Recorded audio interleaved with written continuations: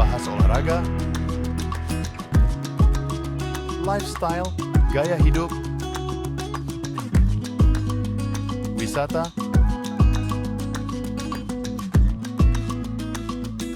budaya,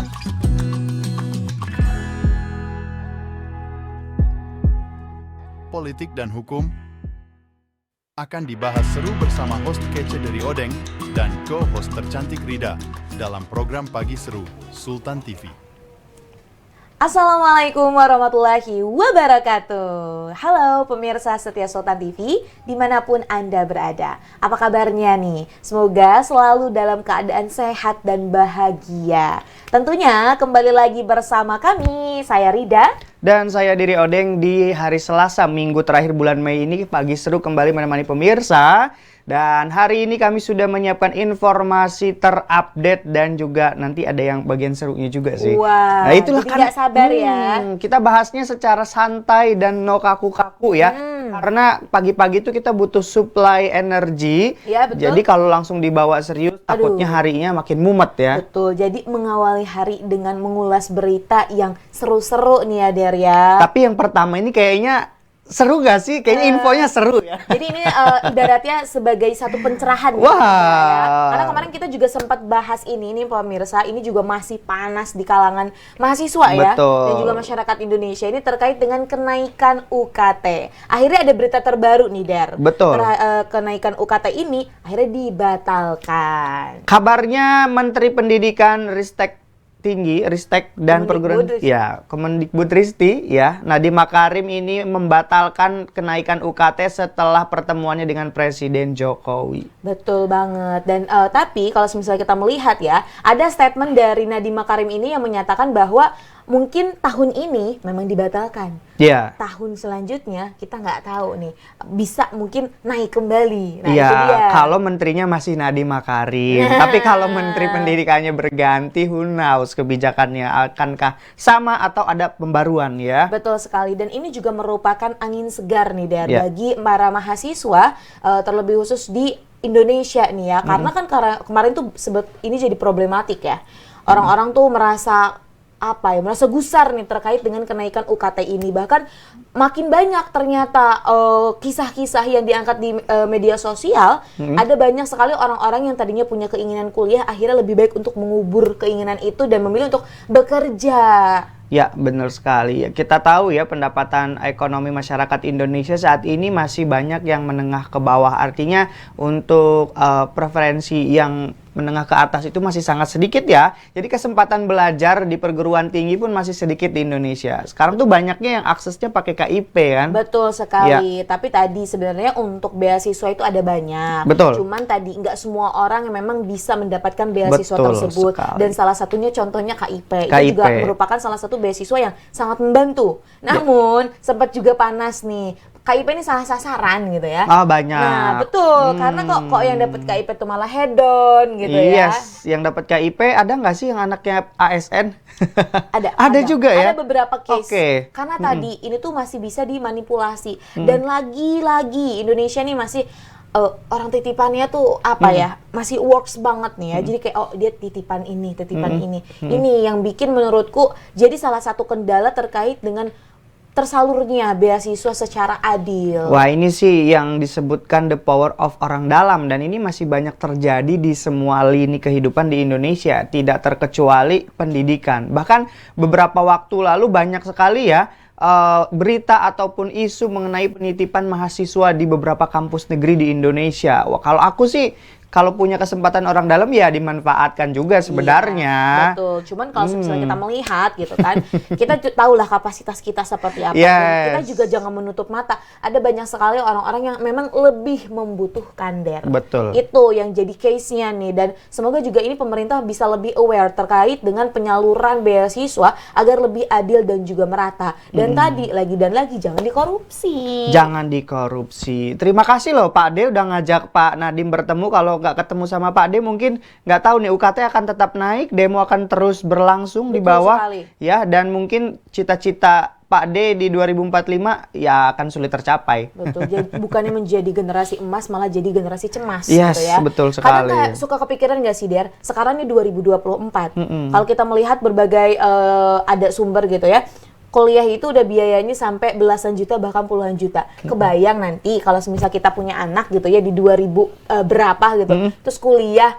Kita kudu kaya raya banget. Banget. Minimal penghasilan kita 1 bulan 100 jutaan ya. Nah, minimal betul. ya. Dan bayangin 100 juta itu mungkin kita harus pesugihan juga.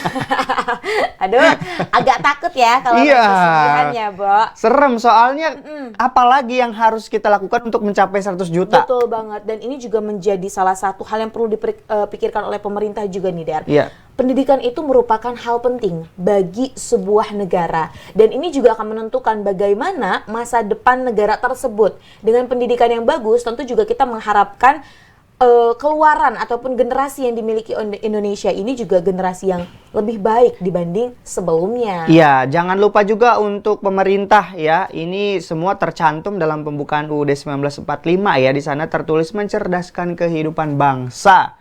Ini adalah tanggung jawab dari pemangku kebijakan dan harus dikawal oleh masyarakat. Betul sekali. Dan juga kita berharap ya, karena ini juga kan kita udah bentar lagi ganti presiden. Betul. Ya. Nah ini juga kami berharap 5 tahun ke depan semoga pendidikan, ekonomi, sosial, lingkungan dan yang lain-lainnya ini dapat berjalan lebih baik lagi dibanding sebelumnya. Karena kan tadi ya kita juga berharap pemimpinnya baru ya, kebijakan baru tapi juga tidak memberatkan kepada kita selaku rakyatnya nih. Nah, ini kembali ke kebijakan nih Rida. Ini ada kebijakan baru yang baru-baru ini muncul dan sedang ramai diperbincangan masyarakat. Wah, lagi dan lagi ya. Iya, Indonesia kalau nggak viral dan jadi bahan perbincangan ini bukan Indonesia namanya.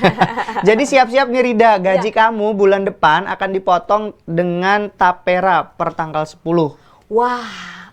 Agak berat ya, Bun? Ya, tapera ini adalah tabungan perumahan rakyat. Nah, ini juga sempat mencuat nih ya terkait dengan awal-awal isu tapi akhirnya disahkan juga nih karena kebijakan ini tertuang dalam peraturan pemerintahan nomor 21 tahun 2024 tentang perubahan atas PP nomor 25 tahun 2020. Dan ini udah ditekankan oleh Presiden kita Pak Jokowi pada 20 Mei 2024. Ya, jadi dalam undang-undang atau dalam PP terbaru ini menyatakan bahwa para pekerja swasta dengan usia minimal 20 tahun atau sudah menikah ini diwajibkan menjadi peserta tapera. Nah, betul sekali. Kalau sebelumnya kan biasanya hanya ASN ataupun PNS yang memang ada potongan ya. Tapi ini sekarang juga akhirnya pemerintah ini membuat regulasi pekerja swasta pun akan dipotong seperti itu. Nah, yang ingin aku tanyakan Rida, sebenarnya tapera ini nanti bermuaranya kemana? Apakah nanti kita sebagai pegawai swasta ini akan dapat sebuah rumah kah? Atau hanya berbentuk uangnya lalu kita beli sendiri gitu, nabung lah ya kasarnya nah, gitu. Nah, kalau semisal yang aku tangkapnya ya terkait dengan regulasi ini, memang tapera ini membantu bukan hanya kita tapi juga seluruh masyarakat Indonesia supaya mendapatkan tadi rumah seperti itu. Tapi ya Der ya, ini juga ada banyak sekali komentar dari warganet yang akhirnya bertanya gitu kan, ini bakal dikorupsi enggak ya? Nah, ini dia nih dari Marcelino Joshua. Katanya kalau meninggoy, apa nganggur 5 tahun dana tapera cair, true or false? Nah, kita nggak tahu ya. Nanti kita akan lihat lah regulasi lebih lengkapnya. Dan ini juga ada dari Teadri Pratama. Gaji UMR 3.300.000 dipotong 3% sebulan sama dengan 99.000. Kita bulatin deh jadi 100.000. Harga rumah KPR di provinsi itu rata-rata 185 juta. Jadi kira-kira untuk punya rumah KPR dengan potongan 100K tiap bulan, kita cuma butuh waktu 154 tahun aja, guys. Lama ya, Bo? Ya, lama banget ya. Nah, ini makanya yang tadi aku sempat bahas ya, Rida. Maksudnya ini nanti uangnya apakah kita bisa cairkan atau kita bisa beli rumah langsung dari tapera ini atau mungkin justru sistemnya ini mengadopsi dari BPJS. Nah, siapa yang bisa menerima manfaat untuk dapat rumah duluan? Nah, betul. Atau bagaimana? Nah, ini kita belum tahu. Kita akan tunggu update terus mengenai PP terbaru ini ya. Ya betul. Nih, ini juga ada salah satu komentar yang cukup lucu menurutku ya dari ini dari Reno Botak. Tapera tabungan pejabat dari rakyat. Aduh. Nah, ini juga bisa jadi sentilan Iya, ya. Karena kita betul. tahu penggunaan BPJS pun belum maksimal. Betul. Kita bayar tiap bulan nih, termasuk aku juga pengguna BPJS umum, iuran umum. Nah, pada saat kita tidak mengakses layanan kan artinya layanan kita diberikan kepada yang Orang penerima lain. bantuan, ya. Tapi pada saat kita mengakses, banyak rumah sakit yang klaim proses pencairan atau pembayarannya agak lama. Dipersulit Betul. jadinya. Jadi kalau menurutku ini juga jadi satu hal yang perlu dievaluasi oleh pemerintah ya Der ya. Kalau semisal memang itu untuk kemaslahatan umat ataupun merakyat nih ya, coba dong tolong dibenahi Betul. seperti itu. Jangan dikorupsi. Nah, Karena itu bagaimanapun itu uang kita loh. Nah, khawatirnya dulu-dulu sempat ada isu yang mengatakan bahwa BPJS ini untuk menutup atau menambal APBN yang defisit karena banyak sekali proyek, Iya, kemudian betul. program-program yang tidak jelas. Nah, khawatirnya Tapera ini akan bernasib sama seperti Bernasib BPJS. sama. Betul sekali. Dan kalau kita melihat ya Der ya, untuk gaji dari swasta sendiri itu kan memang tidak rate-nya nggak kayak yang ASN atau PNS ya Ya. Der. Kayak gitu. Mungkin aja ada yang di bawah 100 itu di bawah 100, di bawah 1 juta tuh ada gitu kan. Ada, betul. Bayangkan ketika nanti memang dipotong gitu kan. Wah, itu mungkin tadi ibaratnya kayak kita aja 1 bulan ini bertahan hidup dengan gaji segitu ya benar-benar di wayahe-wayahe gitu kan. Betul. Terus dipotong dengan Tapera, dipotong dengan BPJS, dipotong dengan yang lain-lainnya. So, how about our life gitu kan? Ya, kalau aku sih lebih khawatir ini adalah salah satu upaya monopoli pemerintah terhadap masyarakat sendiri. Contoh mungkin BPJS nih, pendapat pribadiku ya, opiniku mengatakan BPJS itu adalah monopoli asuransi. Karena dulu kita bisa bebas memilih asuransi swasta manapun ya, tapi saat ini hampir sebagian masyarakat Indonesia kalau mendapat pelayanan yang sesuai itu harus punya BPJS. Artinya secara tidak langsung dan tidak sadar masyarakat ini dimonopoli harus punya BPJS yang dikelola oleh pemerintah. Nah, betul sekali. Sebenarnya Der ya, meskipun itu memang mau dikelola oleh pemerintah, kalau semisal dikelolanya dengan benar, kita selaku rakyat, tentu kita tidak akan cemas gitu kan ya. Namun, ini yang menjadi persoalan adalah ada banyak sekali kasus-kasus, entah itu regulasi ataupun tadi ya korupsi, yang melibatkan dana dari kita. Akhirnya, hilanglah kepercayaan kita nih selaku masyarakat Indonesia terhadap pemerintah. Ya, kalau dilihat dari sisi ekonomi mungkin ya berbagai macam program yang dikelola pemerintah ini harusnya memang memiliki saingan. Betul. Contoh, kalau kita mau lihat maskapai penerbangan ya, kenapa di penerbangan domestik Indonesia itu mahal-mahal? Nah, karena betul. saingannya sedikit ya. Itu pun sama mungkin bisa terjadi, contoh bisa Pertamina atau mungkin PLN, itu sama sekali nggak ada saingan, jadi bisa mengatur dan memainkan harga semaunya. Nah. Coba kalau misalnya saingan dengan brand-brand yang lain, perusahaan swasta, pasti masyarakat punya opsi lain. Betul banget, dan memang jadi harus dipacu ada saingan berarti. Harus. Berarti nanti Tapera ada saingan ya. Nah, betul. Nanti kita akan tunggu. Mungkin ada perusahaan yang mau melakukan hal seperti itu. Dan kami juga berharap meskipun nanti Tapera ini akhirnya akan sah nih diberlakukan gitu. Kami juga harap bahwa masyarakat Indonesia atas gajinya itu bisa sesuai. Betul. Ya?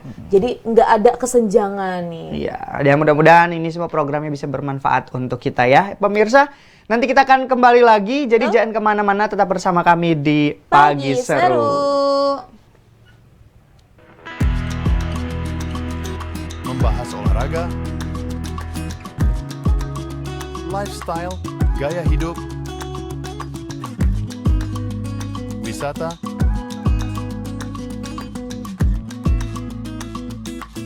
budaya,